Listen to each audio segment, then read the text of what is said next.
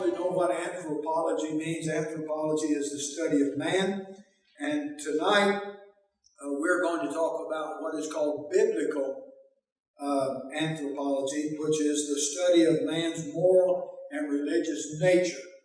So we'll be talking about man tonight in the area of his morality and his religious nature. The origin of man. Man is made in the image of God. Genesis 1:27 is the key verse for our study tonight. And Genesis 1:27 says, "So God created man in his own image. In the image of God he created them. Male and female he created them." In the image of God. There's been a lot of talk, kind of around the table talk over the years, what God really meant by that. To be sure, you have to deal with the spiritual part of man because God is a spirit. We talked about that last Wednesday night. God is a spirit. They that worship Him must worship Him in spirit and in truth. So when you're talking about biblical anthropology, primarily you're going to talk about the spiritual part of man. And you'll notice under the origin of man, letter A on your outline, in the image of God, Genesis 1:27, I have listed for you 4 characteristics of man when God created him. Number 1, and probably most important, you need to really remember this if you don't know this, and if you do know it, you need to just re-emphasize it in your thinking. The difference between man being created and everything else that God created is basically that man is the only thing that God created, which we refer to in theology as a free moral being. Free moral being in simple terminology means that man gets to choose. You need to remember that because many of the things in our study of the Bible, our study of doctrine, involve the fact that man is a free moral being. The old word that is still used in seminaries is free moral agent, but I put free moral being here. Secondly, that means that man has the freedom of will. Man is the one thing that God made that gets to choose. Nothing else that God made got to choose. And I think we've already mentioned a time or two, a tree has to be a tree, a bird has to be a bird. It's just that the way. God said that's what you are and that's what you'll be. Man is the only thing that has any choice about what he is. By the way, I want to say this because it's so prevalent in our society today. In our society, there are segments of people that say, well, I've just been born such and such a way. The true fact is, you choose what you're going to be. You choose that. You choose what you are. I don't mean you choose if you're male or female, but you choose the kind of person that you want to be. You choose how you're going to live.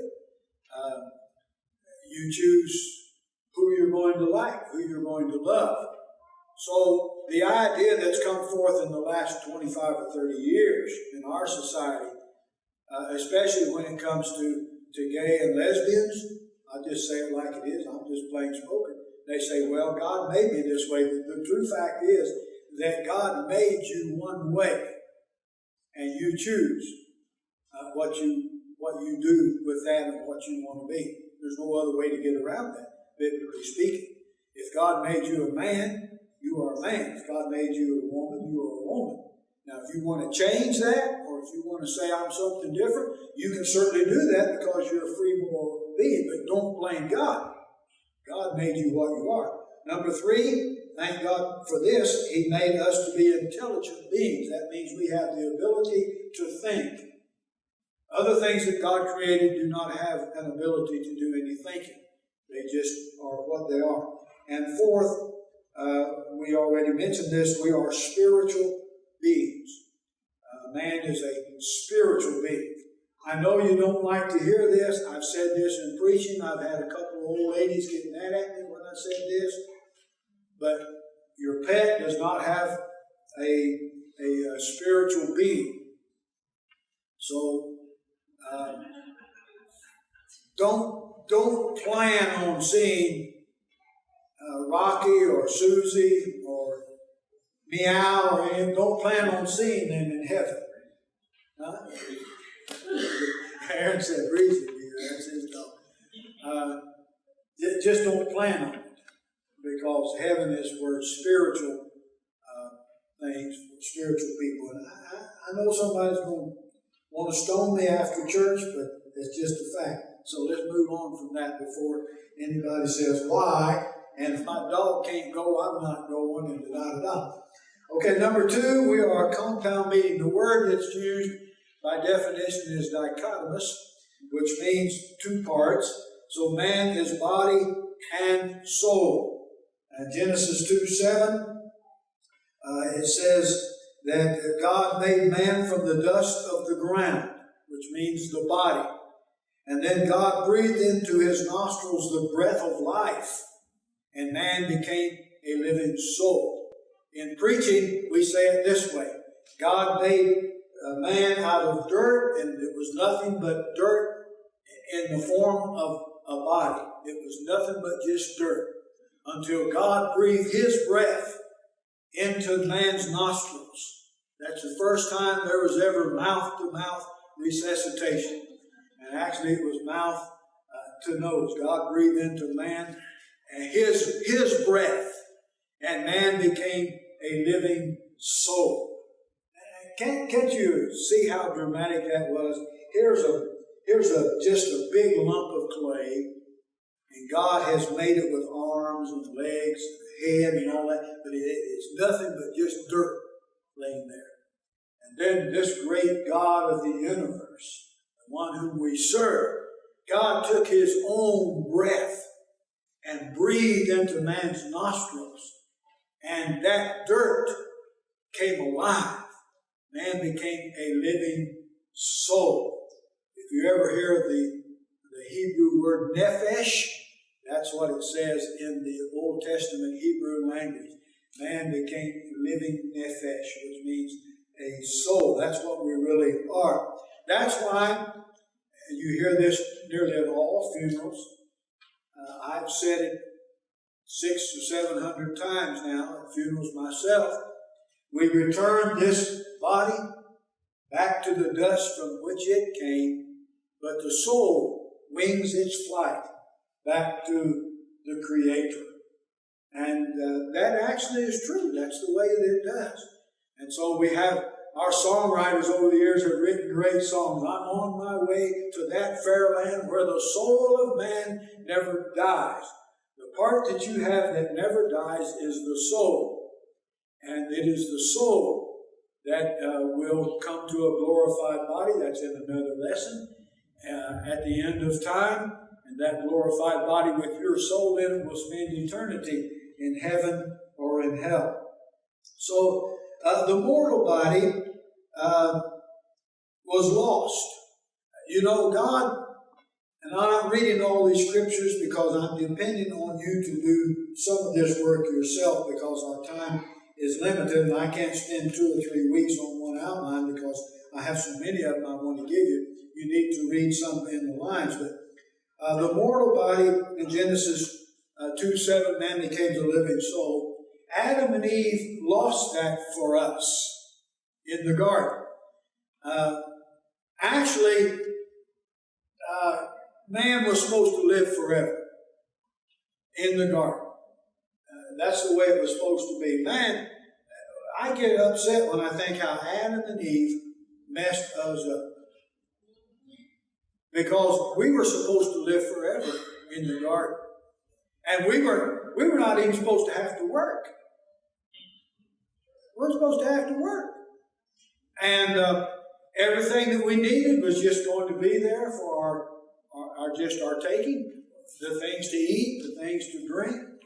And about all we were going to have to do is just love each other and have a big time. And Adam and Eve, Eve and her henpecked husband, Adam, they messed it up. And they introduced sin. And sin, in the purest form, is a willful transgression of the will of God. We'll talk about that more when we get to sin and salvation. But the basic idea is that sin is a willful transgression of the will of God. That's found in 1 John chapter 2 and other places where sin is a transgression. So Adam and Eve did not have to sin. They didn't have to do it. They chose to do it. Free moral agents. Free will. And so the serpent comes, and you know the story. He tempts them and says, "You'll become like gods." And they said, "Man, that sounds good to us." And so after God had said, "Do not eat of this tree," they took it and they ate. So that was the very first sin. We'll talk about that in a few moments. But immortality was lost in the Garden of Eden. That's where it was lost. Because God banned them out of the garden. And when He banned them out of the garden, the ability to live in this flesh was gone forever. And so the process which you and I live under is in effect today. You live X number of years. It's appointed unto man once to die, after that to judgment. And so if Jesus Christ does not come before your time comes, you will die, and so will I. And the body will go back to the dust from which it came, and the soul will go back to the Creator, and will await the resurrection day. So there is an immortality of the soul. You can read those scriptures there. 2 Corinthians chapter 5, 1 through 9 is one of those that I've put down here. In fact, there are two of them from 2 Corinthians. One is 5 through 9. The other one is 4, 16 through 18. That talk about the soul is going to live forever. That's the part of us that lives forever. And isn't it ironic, while I'm turning there, isn't it ironic that so many people, and I know it's not true tonight of those of us in the church, we've learned better, but isn't it sort of ironic that in our world, people pay so much attention to the body and so little attention to the soul? Now, I'm certainly not against being healthy. I'm not against taking vitamins. I'm not even against seeing how long you can live. That's fine. Sister Kathleen back there, who's years old, I hope she lives another 25 or 30 years, and I get to be her pastor that long. Probably won't happen for me or her either one, but anyway, it would be great. But the thing about it is, we spend billions of dollars in our world on health. And that's fine. And we worry so much about our health. I mean, if we get a spot, we say, "Oh, I wonder if that's cancer. I better go see the skin doctor and see what it is." And my skin doctor says, "Oh, I have nothing but a mole. You got them all over you. You inherited those." And we worry about all of that, and on we go. Which is okay. And for Christian people, it's okay because you've already secured your soul by coming to know Jesus Christ. But the world out there, they act like they don't care about their soul. You can talk to them, "Don't you want to know Christ?" "Nah." "Do you know that you're not going to live forever in the flesh, but your soul will live in heaven and hell?" Yeah. I've heard that, and I love God and God. So there is immortality to the soul. Paul wrote it this way in 2 Corinthians 5, 1 through 9. "For we know that if the earthly tent we live in is destroyed, we have a building from God, an eternal house in heaven, not built by human hands. Meanwhile we groan, longing to be clothed instead with our heavenly dwelling, because when we are clothed, we will not be found naked. But while we are in this tent," which means the flesh, "we groan and are burdened, because we do not wish to be unclothed, but to be clothed instead with our heavenly dwelling, so that what is mortal may be swallowed up by life. Now the one who has fashioned us for this very purpose is God, who has given us the Spirit as a deposit." I like the NIV. It says, He's given us the Spirit for a deposit, guaranteeing what is to come. Therefore, we are always confident and know that as long as we are at home in the body, we are away from the Lord. For we live by faith and not by sight. We are confident, I say, and would prefer to be away from the body and to be at home with the Lord. So we make it our goal to please Him, whether we are at home in the body or away from it. And then he says, for we must all appear at the judgment seat of God. What a great passage Paul wrote. Makes it very plain. We're living in a temporary tent, the body. And I like the way that he says here, our spirit that God has given us is a deposit of what's to come. In other words, the tent will be destroyed, but the spirit goes on until we get the glorified body. So there is a phrase, and I have it in your outline. I won't spend a lot of time on it, but there is a phrase that you've read in the Word of God. You've heard preachers preach from it. You've even heard songs that are sung about it. It's called the death of the soul. Referred to in the Bible means a spiritual separation from God. You need to underline that, because the death of the soul does not mean you no longer have a soul. When you read the phrase death of the soul, and there are some examples there in Ezekiel 18:20, Ephesians 2:1-2, and 1 Timothy 5-6, it talks about the death of the soul. Is not referring that the soul is gone. It just means that your soul is not connected with God because you've chosen to follow the way of sin. So number 3 on your outline talks about the antiquity of man. Nowhere does the Bible state that the time of man's origin, no chronology or human race is correct or complete. Now here's something that you may not know that you will find interesting. The biblical terms, and they're all through the Bible, bear or beget, are used in general, often indicating descendants and not immediate offspring. You say, well, why are you making issue out of that? That's because there's been going on for years a big discussion about what we refer to as prehistoric man. And a lot of Christian people erroneously say, by the way, there's no such thing as any prehistoric man. I don't care what they find, or I don't care how old they say it is. It's just not true. The Bible gives us the account of creation, and they are partially true when you say that. The problem is, in the Bible, and you can imagine that God did not put everything that happened forever in the Bible. It'd be so big we couldn't even tote it, so big we couldn't even read through it in a lifetime. So incidental things that have nothing to do with our spirituality, they're not there.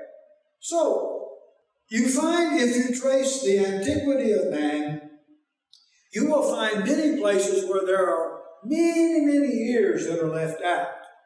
You know, some people, when they read the Bible, they think, well, Genesis 1:1 was in the beginning, and when you get to the Revelation, that's the end, and everything just follows this chronology all the way through. That's not the way it was written, my friend. Not written that way at all. And so when you study the days of the Bible, if you start putting them together, which we had to do when I was in Bible college many years ago, and it was a horrible task, but we had to do it. We had to write this chronology year after year and decade after decade, following man all the way through. You find there are thousands of years in there that nothing went on. For instance, I gave you an example. Ozias was Jeroboam's great-grandson. But in Matthew 1:8, it makes it look like that he was the next offspring, which would be a son. He wasn't that at all. He was a great-grandson. So there were many years in there that nothing was said about. And other people, nothing was said about. So remember this.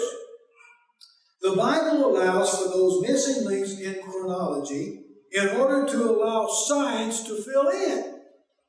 God doesn't care how smart man becomes. He still can't touch the wisdom of God. The Bible does not refute prehistoric man. It allows for it in lost chronology and lost time. If you will remember that, you won't have a problem when somebody says, well, you know, there was a prehistoric man and the Bible doesn't say anything about it. You can say, of course it doesn't, because that's not relevant to what God's doing in the Word. What God's doing in the Word is not to explain how every man is, but to explain that God created it all and made a plan of redemption for all. So it doesn't bother me when I read Time magazine and they say, thousands of years ago we found in a cave over in such and such a place, we found evidence that man was alive prehistorically. To me, I say, well, good you found it. Because it just, you know, the more science digs, the more they find out the Bible's right. You remember when they found the boat? They found the boat years ago, and they said they found it, and they did some work, and they said it's this many years old, and they found it on a certain mountaintop, which at one time was called Mount Ararat. And guess where the Bible says that the ark came to rest? So just let science go ahead. It's fine. It complements the Bible more times than it doesn't.